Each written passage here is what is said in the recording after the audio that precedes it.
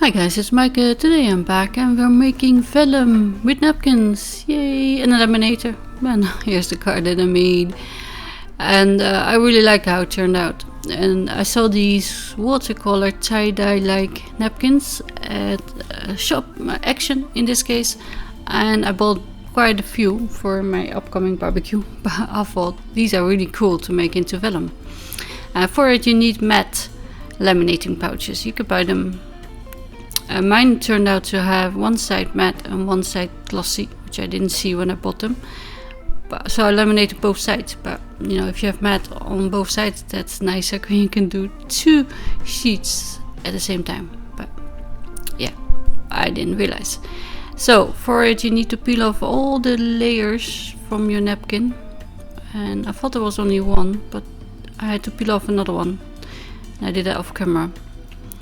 And I saw this technique on another YouTuber's channel, Positively Papercraft. I linked her channel down below. She does lots of things with laminators.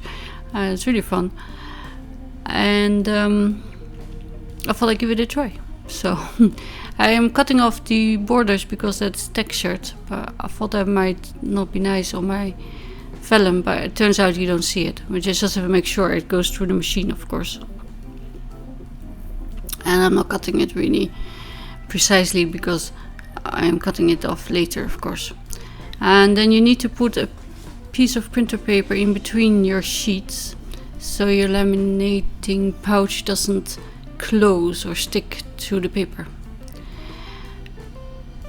Well, to the paper, but to the napkin, I mean, of course, because we're using napkins. And make sure you're using the pretty side up and also the matte side. And if you want, I tried it with the glossy as well. I didn't really like it, but I might still use it. And I had to redo it because the lady puts 3 or 4 sheets in between, but my label printer, my laminator didn't like that. See, it got eaten, so I redid it. And to get the paper out you need to open the bits that were stuck together. And that's no biggie, I mean, you just cut them off. And then you have 2 sheets. And here there's still a little bit I had to cut off. I didn't see that on the top. See, there's still white. And that got stuck to the laminating pouch. But once you cut it, it's detached. It's really cool. See? It's so pretty. But the matte one, of course, was the exercise we were after, the effect of vellum. And this is a Marianne design, I think like cave set. I have 2. These one is square and the elongated one. This one is CR1544 in case you're interested. And I'm just cutting my vellum a little bit bigger so I can fit it behind the window. And also put glue on that you don't see. But I kind of want to preserve as much as possible. Look how pretty that is, and the light shines through. It's really amazing. But I'm gonna look at all my napkins as well. I only have like, you know, solid colored ones, but I like these watercolored a lot, so that's why I bought them. Now, for my sentiment, I'm also showing you a trick that I picked up from another friend of mine, Angelique, and she uses her label printer. And I showed this before, and I mentioned it in another video that I have many colored labels as well, and I wanted to match it to my vellum, but it turns out it didn't. So I went with see-through anyway, but I could have stuck that on a color piece of paper, and I didn't think about it, but yeah, next time. So I'm mounting my window with foam tape.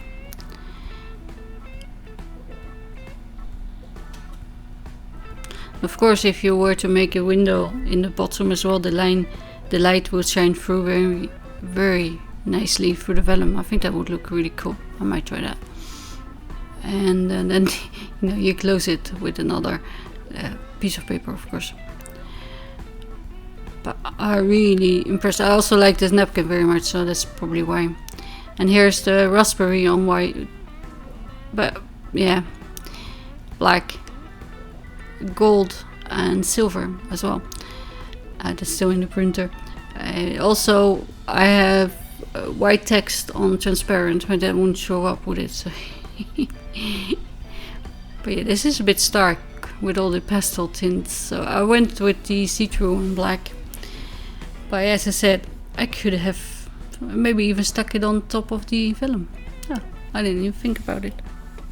But you know, in hindsight, things are always easier. And I'm also just grabbing one of my pre-colored images, but I had to change the sentiment, so because I went with happy birthday, which is always good.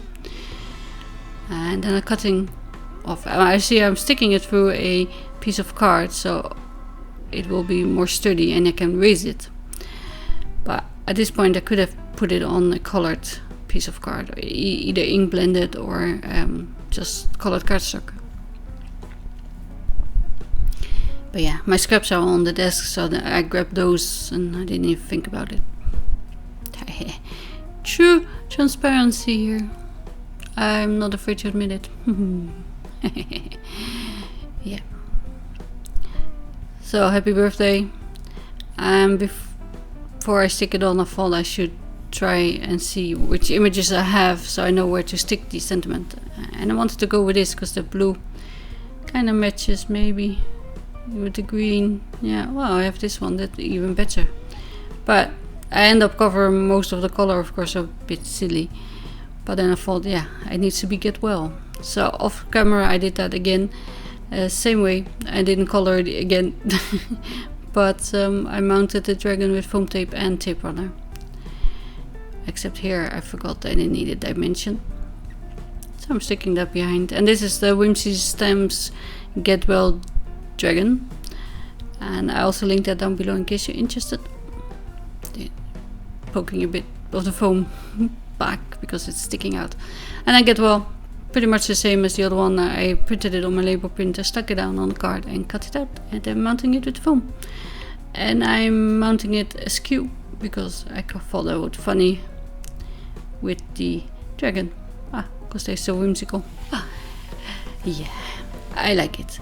So as I said, I've linked the lady down below. If you want to check it out, please do so, and I will see you again soon.